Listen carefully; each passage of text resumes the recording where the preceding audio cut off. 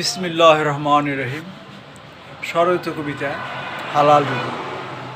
আসলে আমাদের এই পৃথিবী তো অল্প সময়ের জন্য।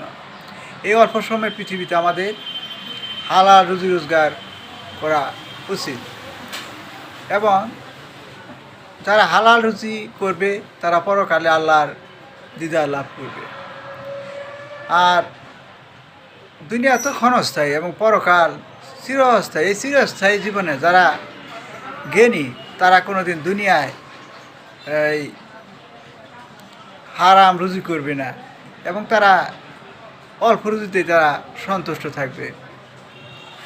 আর যারা হালাল রুজি করে তাদের আল্লাহ বরকত দেয়, আর যারা হারাম রুজি করে দেখা যায় তাদের সবসময় একটা না একটা অভাব লেগেই থাকে। তাই প্রত্যেকের উচিত হালাল রুজি করা।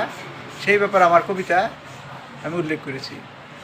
হালাল রুজি করুন, আল্লাহর দিন মানুন, জীবনে কখনো হারাম উপার্জন করবেন না, আল্লাহর দিন থেকে সরে যাবেন না।